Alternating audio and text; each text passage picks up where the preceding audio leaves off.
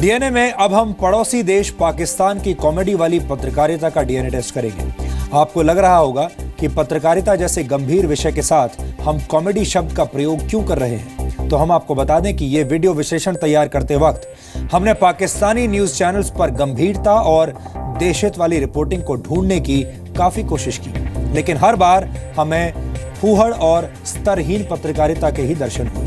आपको बता दें कि जिस तरह भारतीय मीडिया में डिजाइनर पत्रकार बहुत बड़ी संख्या में पाए जाते हैं, उसी तरह पाकिस्तान के मीडिया में कॉमेडी करने वाले पत्रकारों की संख्या काफी ज्यादा है। हमें लगता है कि भारतीय उपमहाद्वीप की राजनीतिक और सामाजिक जलवायु पत्रकारों की ऐसी प्रजातियों का पोषण करती है जो या तो राष्ट्र विरोधी बातें करते हैं या फिर अपने ही देश के हालात का मजाक बना डालते हैं। भारतीय मीडिया में डिजाइनर पत्रकार और पाकिस्तानी मीडिया में ड्रामेबाज पत्रकार बड़ी संख्या में है। इसलिए स्वच्छ मीडिया अभियान के तहत आज हमने इस विषय पर एक जरूरी डीएनए टेस्ट करने का फैसला किया है। जो तस्वीर उसमें पाकिस्तान के मशहूर न्यूज चैनल जियो टीवी का एक पत्रकार भैंसों का इंटरव्यू लेने की कोशिश कर रहा है।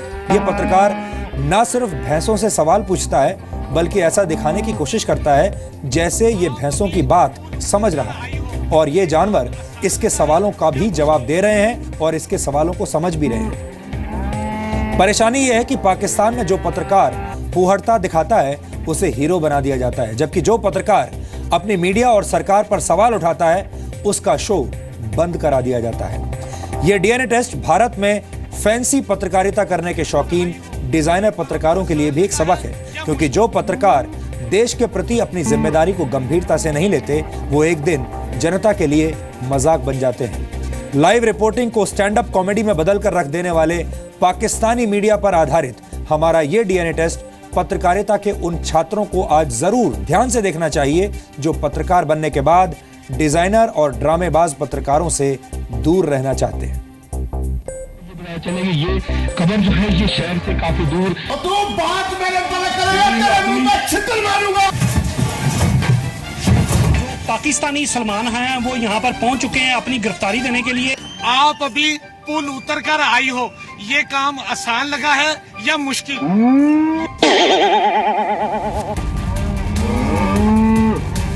कहते हैं कि जब किसी की मौत आती है तो यमराज भैंसे पर सवार होकर आते हैं, लेकिन जब किसी देश में पत्रकारिता की मौत होती है तो रिपोर्टर भैंस की सवारी करने लगते हैं, उसका इंटरव्यू करने लगते हैं। आप अभी पुल उतर कर आई हो, ये काम आसान लगा है या मुश्किल? पाकिस्तान के जियो न्यूज के पत्रकार अमीन हाफिज फुटओवर ब्रिज से नीचे उतरने वाली भैंस से सवाल कर रहे हैं।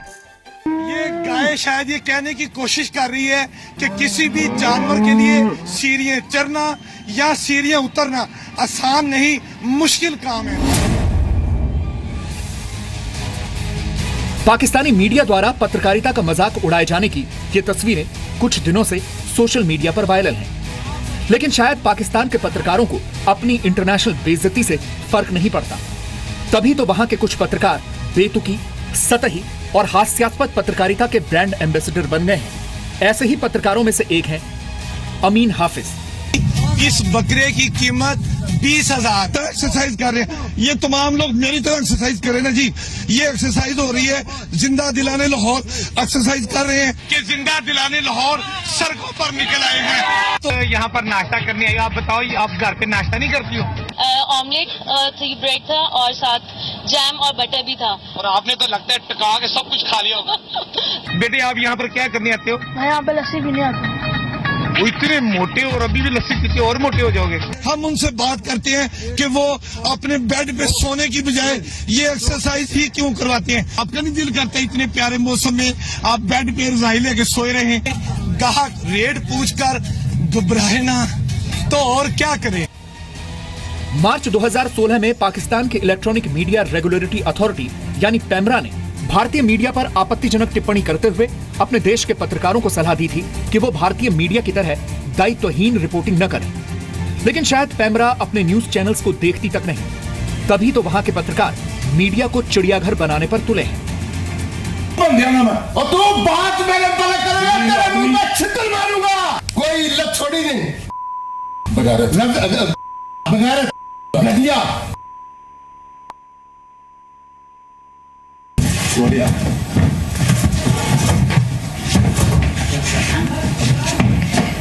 पॉलिटिकल आइडियोलॉजीज लोग जो है उनकी जमीन साहब यूसुफ साहब करते हो यहाँ पर जो पाकिस्तानी सलमान हैं वो यहाँ पर पहुंच चुके हैं अपनी गिरफ्तारी देने के लिए।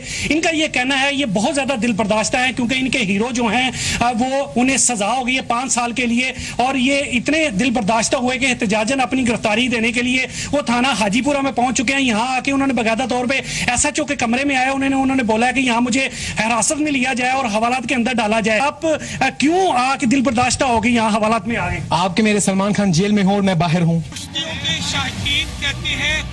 पाकिस्तान में पत्रकारिता का सामूहिक शोषण किया जा रहा है। उर्दू में पत्रकारों को सहाफी कहा जाता है, लेकिन पाकिस्तान में पत्रकार यानी सहाफी खुद अपने पेशे का मजाक उड़वा रहे हैं। कभी भैंस का इंटरव्यू लेकर, कभी कब्र में रेंग रेंग कर रिपोर्टिंग करके, तो कभी छोटे बच्चों से अपना मजाक उड़वाकर पाकिस्तानी पत्रकार मीडिया को मस्ती मजाक और स्तरहीन पत्रकारिता का अड्डा बना रहे हैं। आपको जानकर हैरानी होगी कि पाकिस्तान के ज्यादातर पत्रकार सरकारी पैसे पर हज यात्राएं करते हैं और दूसरी सहूलियतों का फायदा उठाते हैं। लेकिन जब कोई ईमानदार पत्रकार पाकिस्तान के डिजाइनर पत्रकारों से सवाल करता है तो सब मिलकर उसका शो बंद करा देते हैं। जिस मुआशरे के अंदर बदअमनी हो, महंगाई हो, बेहिसी हो, बेरोजगारी हो, उस मुआशरे के अंदर अच्छी बातें कैसे हो सकती हैं? आसमा ने मुआशरे की फुकार पर करप्शन से मुताल्लिक बहुत प्रोग्राम किए, मगर शायद ये महज इत्तेफाक था कि उन्हें हालिया हज करप्शन स्कैंडल से मुताल्लिक प्रोग्राम करने का मौका नहीं मिला। अच्छा, प्लाट लेना गलत है, बिल्कुल गलत हज करना जायज है, बिल्कुल जायज, सरकारी पैसे, आवाम के पैसे, जो सैलाब के मुतासरीन है उनको 1-1 रुपए को तरस रहे हैं और आप जो है लाखों रुपए का हज करके जायज है। इसलिए मुफ्त में ना, मैं आपको ये बात कह रही हूँ कि आप अपने जाती पैसे क्यों नहीं लगा? अगर आप मुझे बात करने की इजाजत दें तो मैं आपको ये एक्सप्लेन जरूर करना चाहती हूँ कि मैं आपसे बार बार ये बात कर रही हूँ कि अगर मुझे ये इल्म होता कि ये इस तरह है तो मैं शायद अवॉइड करती हूँ। आपने कहा मैं सर्कमस्टांसेस ऐसे थे कि मुझे इसका इतना इल्म नहीं था कि ये हुआ। और आप अपनी गलती तस्लीम करते हैं? नहीं, इसमें गलती मैंने कोई नहीं की, ये हज करना कोई गलती नहीं है। जो साहब ने बहुत अच्छा इंटरव्यू किया, बहुत अच्छे सवालात किए। कुछ बताएंगे कि इस दफा ये रहमानी हाजियों की फहरिस्त में, बल्कि पहले आप जो गए थे, आपको कैसा महसूस हुआ सरकारी खर्चे पे? आज अपॉर्चुनिटी की बात है ना, आपके अपने कोलीग्स गए, हमारे और बहुत सारे जर्नलिस्ट गए। मुझे अगर अपॉर्चुनिटी मिली है तो मैंने उस अपॉर्चुनिटी को गेन किया सिर्फ इसलिए कि मुझे इजीली उसके। आपके ख्याल में इसमें कोई अनएथिकल या गैर अखलाकी बात नहीं सहाफी के लिए? अगर आप कौम के अखराजात के पैसों से अगर आप करते हैं तो वो तो हज नहीं होता ना। आपको चाहिए ये कि अगर आप फैसिलिटेट होना चाहते हैं, आप भी बहुत सारी फैसिलिटीज लेते हैं। यह है पाकिस्तान के पत्रकार मतीउल्लाह जान। 2011 में इन्होंने पाकिस्तान के डॉन न्यूज चैनल पर अपना गिरेबा नाम से कार्यक्रम शुरू किया। मतीउल्लाह अपने प्रोग्राम में पाकिस्तान के डिजाइनर पत्रकारों से कड़वे सवाल पूछते थे। काफी लोग कहानियां लिखते हैं, खबरें देते हैं, किसके लिए? किसी बड़े अफसर या किसी सियासतदान के लिए नहीं, बल्कि अवाम के लिए, लोगों के लिए। और अगर हम सरकारी अखराजात और मराद का फायदा उठाएंगे तो लोग उस बारे में क्या सोचेंगे? मतीउल्लाह के कार्यक्रम अपने गिरेबा को पाकिस्तान के आम लोग भी खूब पसंद कर रहे थे, क्योंकि पाकिस्तान का यह पत्रकार अपनी ही मीडिया की पोल खोल रहा था।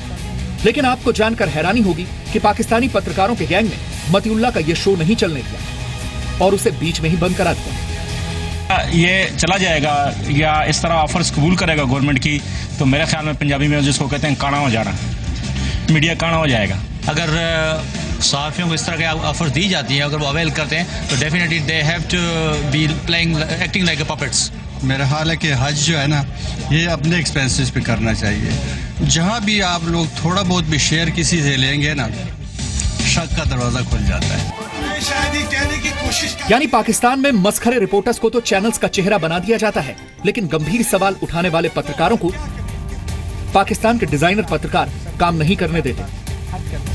नाइफ का आपको कहा गया तो आप शहजादा नाइफ की दावत समझ कर गई, तो शहजादा नाइफ और रहमान मलिक में फ़र्क क्या है? मैं तो आपको पहले कह रही हूँ कि इस पे तो कोई फ़र्क नहीं होता। जैसे सरकारी इदारे हज पे लोगों को भेजते हैं, इसी तरह से अगर सरकार कुछ जर्नलिस्टों को भेजना चाहती है, हाँ बार बार जाना एक अलग सवाल है, जो लोग बार बार उस तैयारे पे सवार होते हैं, वो मेरी लाइलमी, मैं अपनी लाइलमी यहाँ पे कहती हूँ कि मैं वाकई उसके बाद बहुत से एतराज़ात भी उठे और शायद पिछले 10 साल में सिर्फ यही एक एतराज़ था जो मुझ पे उठा है, वो भी हज के नाम आप पर। इसके लिए आपको शर्मिंदा हैं या मैं नहीं? शर्मिंदा कतन नहीं हूँ। हाँ, अलबत्ता मैं ये सोचती ज़रूर हूँ कि अगर मैं खुद चली जाती तो ज़्यादा मुनासिब होता। लेकिन कश्मीर और आतंकवाद पर पाकिस्तानी मीडिया की फ्रीक्वेंसी पकड़कर अपने ही देश की सेना पर सवाल उठाने वाले भारत के डिजाइनर पत्रकारों को ये समझना चाहिए कि अगर वो पाकिस्तान और वहां की मीडिया से प्रेरणा लेंगे तो एक दिन वो भी मजाक का पात्र बन जाएंगे।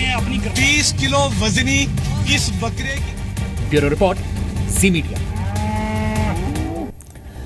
तो आपने देखा, जो पाकिस्तान में पत्रकार ड्रामा करते हैं वो आराम से रिपोर्टिंग करते रहते हैं और मीडिया में चमकते रहते हैं, स्टार बन जाते हैं। लेकिन जो स्तरीय पत्रकारिता करते हैं, पॉजिटिव अच्छी पत्रकारिता करते हैं, लोगों से मुश्किल सवाल पूछते हैं, उनके शो बंद करवा दिए जाते हैं। यानी मुश्किल सवाल पूछना कहीं भी आसान नहीं है, ना भारत में और ना ही पाकिस्तान में। इन दिनों पत्रकारिता में गुट बनाकर मैच फिक्स करने की प्रवृत्ति शुरू हो गई है, जो एक खतरनाक संकेत है। इसे आप पत्रकारिता में कार्टेलाइजेशन भी कह सकते हैं। कार्टेलाइजेशन मतलब जब पत्रकार अपना एक गुट बना लेते हैं अपने एजेंडे को आगे बढ़ाने के लिए। और भारत में भी बहुत सारे पत्रकार ऐसे हैं जो कि अपना एक गुट बनाते हैं, फिर अपना एक एजेंडा सेट करते हैं और फिर वो तमाम पत्रकार ये तय करते हैं कि देश भर के बड़े न्यूज़ चैनल्स पर और बड़े बड़े अखबारों में कौन सी खबर छपेगी और कौन सी खबर दबा दी जाएगी। और ये एक बहुत ही खतरनाक संकेत है। और जो दूसरे पत्रकार होते हैं जो कभी सिस्टम के खिलाफ